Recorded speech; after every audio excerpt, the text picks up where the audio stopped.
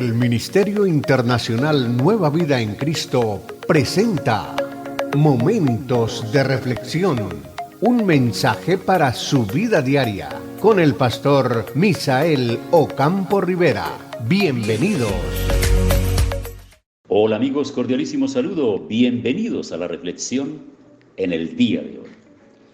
Capítulo 13 de Romanos, lo estamos cerrando. Ayer me faltaron unos versículos. Versículo 13 dice: vivamos correctamente como gente que pertenece al día.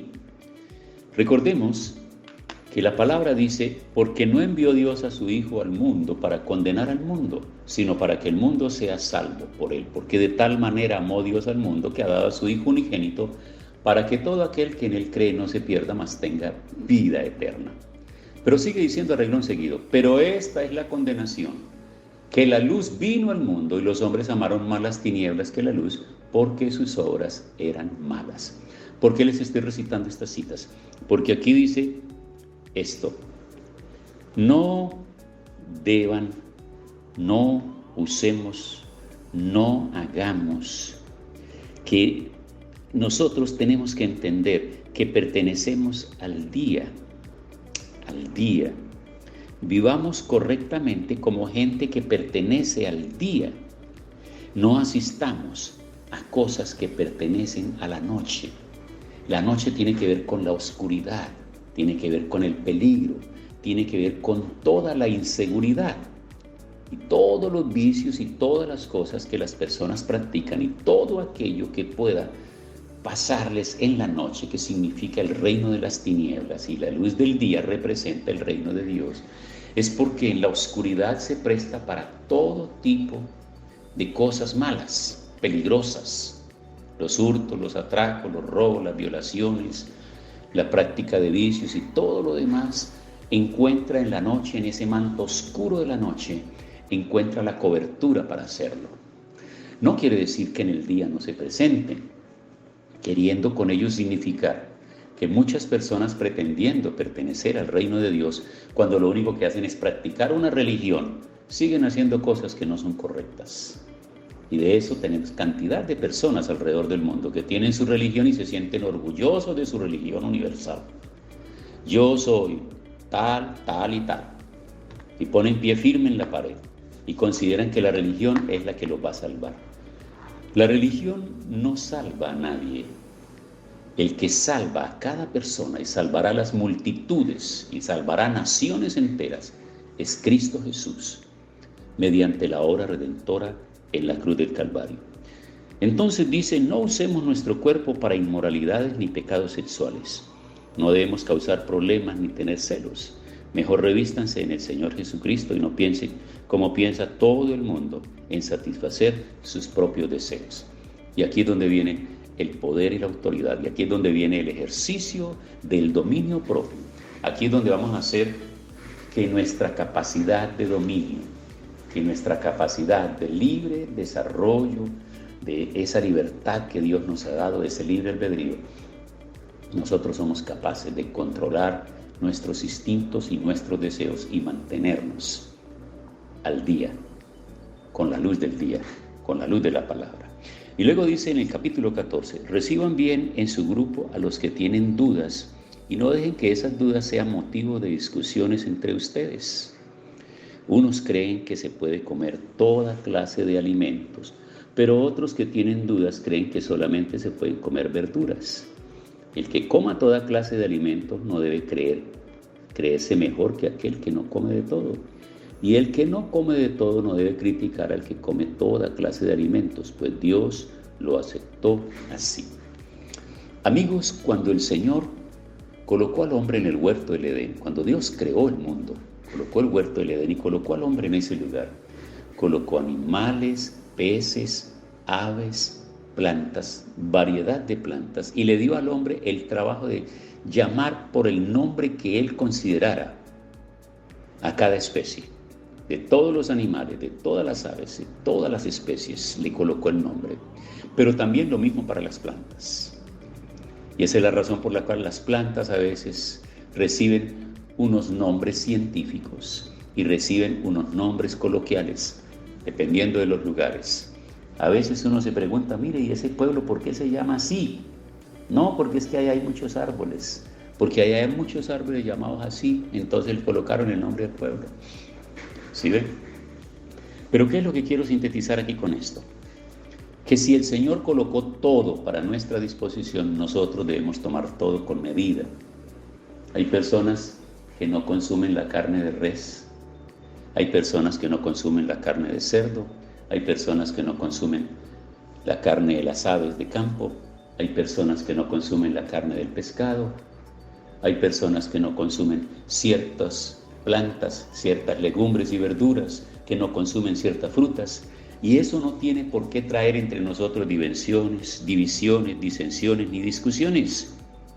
Dice, reciban bien en su grupo a los que tienen dudas y no dejen que esas dudas sean motivo de discusiones entre ustedes. Recordemos que cuando empieza el Evangelio a surgir por los diferentes lugares, por los países del mundo conocido del momento, después de la fiesta de Pentecostés, que se convirtieron más de 3,000. Cuando ya a la muerte de Esteban, entonces hay una diáspora. En ese momento tienen que salir para muchos lugares, regresar a sus tierras, a sus países, a sus lugares de origen. Pero hay una situación porque entonces ahí entre ellos vienen los judíos que no logran entender bien, ¿y esto ahora cómo será? Vamos a ver, ¿esto cómo será? Que yo no entiendo cómo es esto. Entonces ellos pretenden seguir con sus tradiciones y llegar a los lugares y decirles a los judíos, sí, ellos están aceptando ahora que el Evangelio también será para los gentiles, será para los griegos y será para todo tipo de personas y para todas las etnias del mundo, pero que tienen que someterse a las mismas condiciones estrictas de la ley en el Antiguo Testamento. Y esa es la razón por la cual tienen que hacer un concilio en Jerusalén, y ahí llegan los apóstoles y vienen delegados de diferentes lugares para preguntar, bueno, ¿qué vamos a hacer ahora? Porque resulta que en Antioquía está surgiendo un movimiento muy grande de hombres, hay unos hombres muy elocuentes en ese lugar, y por diferentes lugares están creciendo ya obras, pero hay unos que están llegando a decirles que se tienen que circuncidar, que todos los hombres tienen que circuncidarse, y si no el Señor no los va a aceptar. Así que en ese primer concilio en Jerusalén tienen que pensar, tienen que orar, hasta que el Espíritu Santo coloca una unanimidad entre ellos, y Santiago se levanta para abrir la boca y decir, yo creo, yo siento en mi corazón, percibo esta dirección, y yo creo que esto es del Espíritu de Dios. Ahora bien, la gente dice, ¿y cómo es que habla Dios? ¿Cómo habla Dios?